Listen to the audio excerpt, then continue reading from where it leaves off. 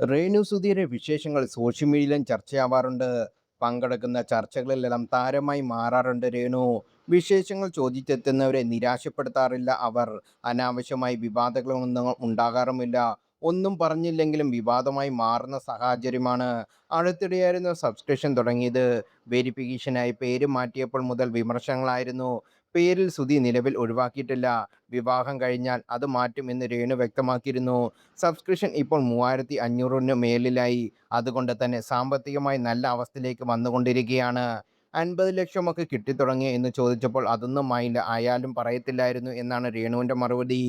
Video ഒക്കെ സബ്സ്ക്രിപ്ഷനിലാണെങ്കിലും എല്ലാവർക്കും കാണാൻ പറ്റുന്നുണ്ടല്ലോ, എങ്ങനെയാണെന്നറിയില്ല, ഓരോന്ന് ലീക്കാവുന്നുണ്ടല്ലോ എന്ന് രേണു ചോദ്യം ചോദിച്ചവരോട് പറയുകയുണ്ടായി. കാറിൻ്റെ മൈലേജിനെക്കുറിച്ച് ചോദിച്ചാൽ സൂപ്പർ മൈലേജ്, പക്ഷേ മൈലേജ് എന്താണെന്ന് എന്നോട് ചോദിക്കരുത് എന്നായിരുന്നു മറുപടി. കിച്ചുവിൻ്റെ കാറിൽ കയറിയിട്ടുണ്ടോ എന്ന് ചോദിച്ചപ്പോൾ ഉണ്ടല്ലോ എന്നായിരുന്നു റിപ്ലൈ. മൈലേജൊക്കെ അവനല്ലേ അറിയൂ, ഞാൻ എങ്ങനെ അറിയാനായിരുന്നു എന്നാണ് പറഞ്ഞത്. കിച്ചുവിനെക്കുറിച്ച് ചോദ്യങ്ങൾക്ക് നേരത്തെ കൃത്യമായി മറുപടി നൽകാറുണ്ടായിരുന്നു രേണു. സുധിയുടെ ജീവിതത്തിലേക്ക് രേണു വന്നതും രേണുവിൻ്റെ വീട്ടിൽ ജീവിതങ്ങളുമൊക്കെ കിച്ചുവിൻ്റെ തുറന്നു പറച്ചിൽ നേരത്തെ വൈറലായി മാറിയിരുന്നു.